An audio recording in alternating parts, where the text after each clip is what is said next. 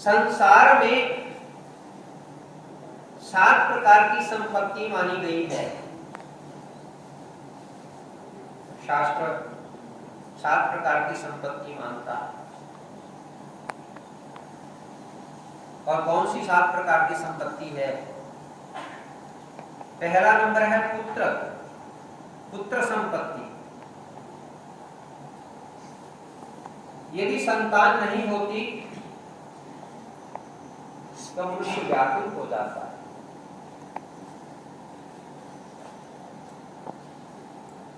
वो अपने इतना खो जाता है, वो इतना व्यथित होता है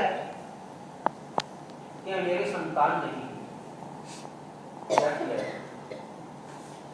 बिना संतान की बहुत दुखी होता है। तो कभी कहीं जाता है, कभी कहीं जाता है। मेरे संतान बहुत संतप्त होता है, दुखी होता है। अगर पुत्र पैदा हो जाए और पैदा होकर के अगर अच्छा निकले तो उस कुल को तार देता है। अगर पुत्र अच्छा न निकले तो वंश को डुबो ही देता है। और व्यक्ति का ध्यान जो है उसी की ओर रहता है कि मेरा पुत्र मेरे बाद में मेरी संपत्ति संभालेगा या नहीं, क्या होगा। चिंतित रहता है हमेशा। इसी चिंता में उसका सारा जीवन व्यतीत हो जाता है अगर पुत्र अच्छा ना निकले।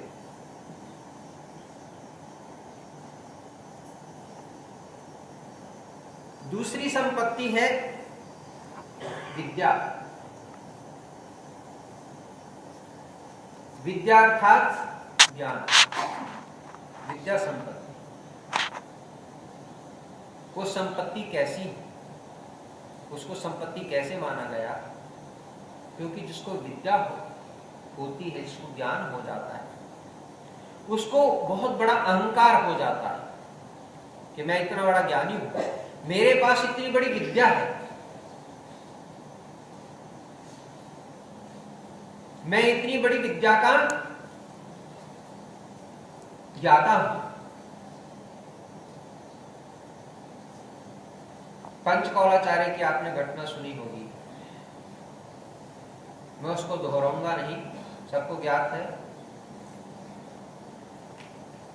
विद्या के कारण मनुष्य को गर्व हो जाता है, अहंकार हो जाता है, वो अपने सामने किसी को कुछ नहीं मानता। जैसे महिभट्ट जी को गर्व हो गया था, लेकिन ये बात अलग है, भगवान श्री चक्रधर स्वामी जी ने के सन्निधान में आकर के उस गर्व का नाश हुआ।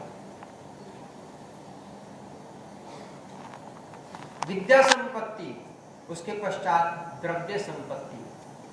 पैसा अधिक हो,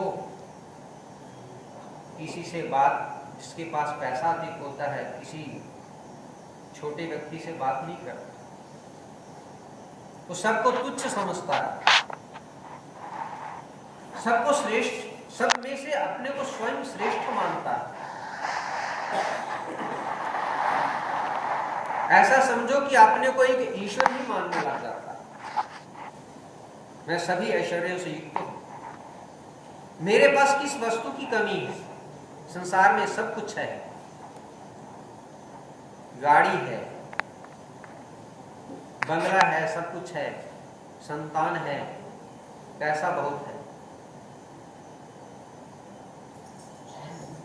द्रव्य संपत्ति, मैं इस द्रव्य से कुछ भी कर सकता हूं, सब कुछ मोल में ले सकता हूं,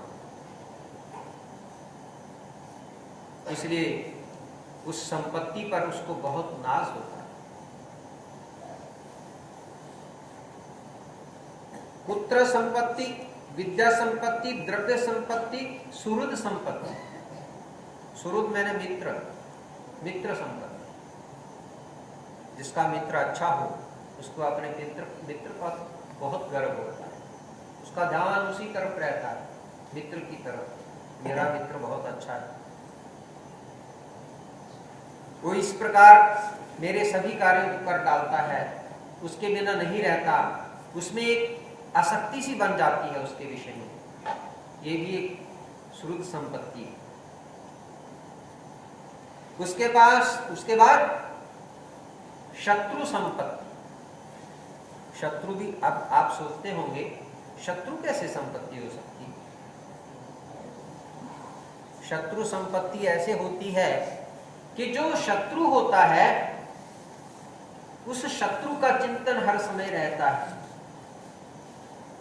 कंस को पता था कि श्री कृष्ण भगवान के हाथों मेरी मौत होनी, वो हर समय चिंतन में रहता था कि वो अभी आएगा कन्हैया, अभी मार डालेगा, अभी कुछ होगा, अभी स्वप्न में भी वो यही सोचता रहता है, उसको नींद नहीं आती, यही बात बार बार सोचता है। तो ये भी एक संपत्ति है, क्योंकि जिसका चिंतन हमेशा रहता है उसको संपत्ति ही मानना पड़ेगा। शास्त्रकार उसको शत्रु को संपत्ति मानते हैं। और छठा है भ्रातृ संपत्ति, अपने भाई इत्यादि उसको संपत्ति के रूप में मानता है। भाई अच्छे हो और भाई का उसको सहारा हो, भाई सब कुछ देता हो, तो वो भी एक संपत्ति माना जाता है। और सातवीं संपत्ति है कलत्र संपत्ति। कलत्र कहते हैं पत्नी को, स्त्री को। तो स्त्री संपत्ति जो है, मनुष्य बहुत प्रेम करता है उससे। कई मनुष्य उस स्त्री संपत्ति के बिना नहीं रहते, हमेशा चिंतन रहता है, मंदिर में आने पर भी घर का चिंतन रहता है, मेरे पीछे क्या होगा, ये चिंतन रहता है। ये सब संपत्ति है।